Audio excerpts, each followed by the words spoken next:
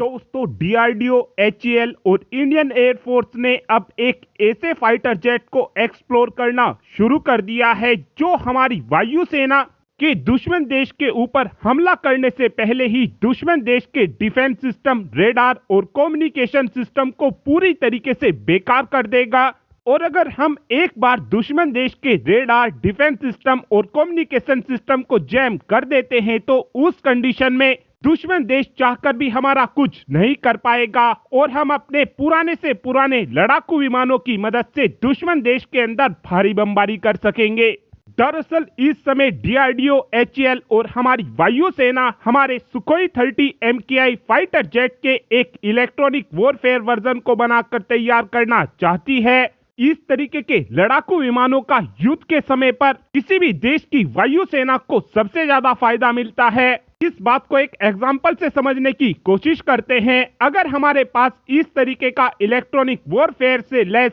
लड़ाकू विमान मौजूद होगा और हम अपनी वायुसेना को लेकर दुश्मन देश के ऊपर हमला करने जाएंगे तो उस कंडीशन में जो हमारा इलेक्ट्रॉनिक वॉरफेयर से लैस सुखोई 30 MKI मौजूद होगा वो हमारे लड़ाकू विमानों के बिल्कुल आगे चलेगा और दुश्मन देश के रेडार, कम्युनिकेशन सिस्टम और डिफेंस सिस्टम को पूरी तरीके से जैम कर देगा। और जब दुश्मन देश के रेडार, डिफेंस सिस्टम और कम्युनिकेशन सिस्टम ही जैम हो जाएंगे तो दुश्मन देश चाहकर कुछ नहीं कर पाएगा और पीछे से हमारी वायुसेना दुश्मन देश के ऊपर भारी बमबारी कर देगी। इस समय देखा जाए तो चाइना अपनी वायुसेना में इस तरीके के लड़ाकू विमान को पहले ही शामिल करके बैठा हुआ है और इस समय चाइना की वायुसेना के पास जो इलेक्ट्रॉनिक वॉरफेयर से लैस फाइटर जेट है इसको हम J-15D के नाम से जानते हैं। साथ में एक अपडेट हमारे तेजस मार्क 2 फाइटर जेट को लेकर भी आया है जहां पर इस समय एडीए की तरफ से बताया गया है कि जो हमारे तेजस मार्क 2 फाइटर जेट का पहला प्रोटोटाइप होने वाला है उसके अंदर हम तेजस मार्क 1 लड़ाकू विमान की प्रूवन लाइन रिप्लेस यूनिट का इस्तेमाल करने वाले हैं।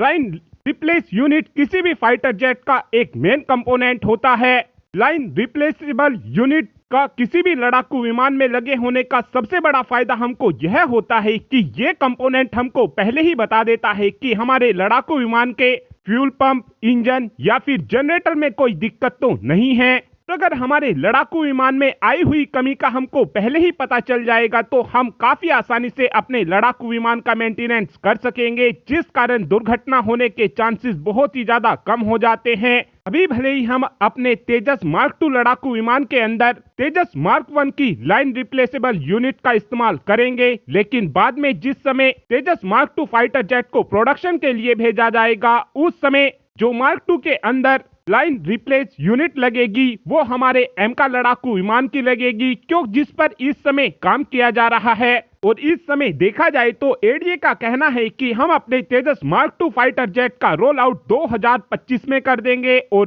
तेजस मार्क 2 फाइटर जेट की फर्स्ट फ्लाई हमको 2026 में देखने को मिलेगी। और अब आप ही कमेंट कर बता सकते हैं कि क्या हमको हमारे सुखोई 30 फाइटर जेट का एक इलेक्ट्रॉनिक वॉरफेयर वर्जन बनाकर तैयार करना चाहिए, हाँ या फिर ना। इस बात का आंसर आप कमेंट बॉक्स में दे सकते हैं। Thanks for watching this video. Have a good